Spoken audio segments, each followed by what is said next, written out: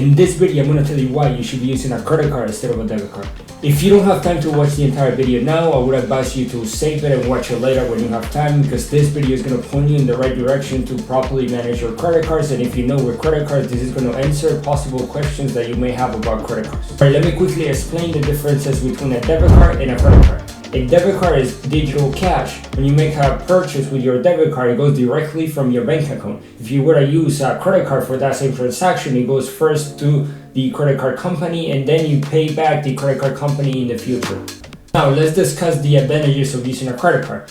Credit cards give you incentives for using them, usually in a form of cashback or points. Cashback can be used to pay back your statement or used as digital cash. Points is a little more complicated because the points are worth depending on what you redeem them for. Usually you want to get 1 cent per point or more. The second advantage of using a credit card is that credit cards are more secure than your traditional debit cards, because in the case that your credit card information gets leaked or hacked, the credit card company will be held accountable for the loss rather than you. In simple words, you're using their money, not yours. Yes, I'm aware that some debit cards actually have fraud protection, but credit cards is still a better option, and this is why. In case your debit card gets leaked or hacked, they remember that debit cards are directly tied to your bank account. So if you have $2,000 to pay the rent at the end of the month and someone hacks your debit card, now you lost those $2,000 and you can't pay the rent, which will lead to late fees in your rent or maybe getting kicked out of your apartment because you don't have the money. Now, if that would have happened with a credit card, you still have that money in your bank account since credit cards are not directly tied to your bank account. So during the process of getting that money back, you will be able to pay your rent since it's not directly connected to your bank account. Now, the third and most important benefit of using a credit card is that it builds your credit score over time. So using a credit card in the regular basis is going to help you build your credit score, which will help you a lot in the future when you're trying to buy a house, a car, or you're trying to get a loan to start a business. This is going to help you get lower interest rates in those loans.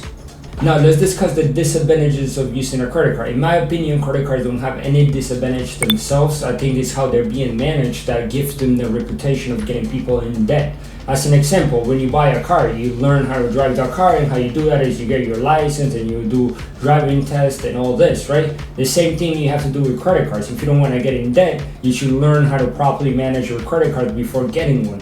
Let's say you're driving and you see a wall right in front of you. You're going to hit the brake, right? Same thing with a credit card. If you have a credit card and you have a $10,000 limit, you're not going to spend all your money in the first month. You have to hit the brake and know what you can spend on that month, what you're able to afford to pay at the end of the month.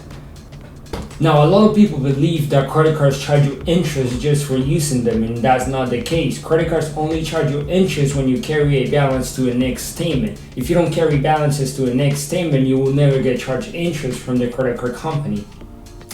Now, I do want to say, if you believe that you lack the self-control over your spending or you have current credit card debt, you don't want to accumulate that over time and pay interest on it. So if this is the case for you, I would recommend getting a debit card that gives you cashback, such as the Discover Cashback debit card that pays you 1% cashback up to $3,000. Now you may ask, what type of credit card should I get? Now you should study your spending behaviors, and based on that, get a credit card that suits your specific spending habits. So let's say you spend a lot of money in food, you want to get a credit card that gives you a lot of rewards for buying food. So study your spending habits, and based on that, get a credit card. Not because someone recommends you a credit card means it's going to work well for you, because he could have different spending habits than you. So he's probably maximizing the rewards of the credit card, but you probably won't just because you have different spending habits than that person. So you're better off just studying your spending behaviors and based on that getting the credit card. Now, what is my experience with credit cards? First, I started with the Discover It student card. This card doesn't require any credit score because it's meant for students, and it changes the reward system every 3 months to suit everybody's spending behaviors. The second credit card that I acquired was the American Express Preferred card. Says this card gives me 3% cashback in gas, 6% cashback in groceries, and 6% cashback in streaming services. The last credit card that I acquired was the American Express Gold card, since this card gives me 4x points in groceries, 4x points in dining, and 3x points in airfare. Also, this credit card gives you 2 credits, which is 1 $120 in dining, and $120 in Uber Eats and Grubhub. If you're interested in getting any of those credit cards, I will leave a link in the description for you to apply for them. If you think this video was helpful for you, please leave a comment in the comment section or just smash the like button so I know you guys like this type of content. If there is any topic that you guys want me to discuss in the future, please leave it in the comment sections and I will reference that in future videos. Thank you for watching and I'll see you in the next one.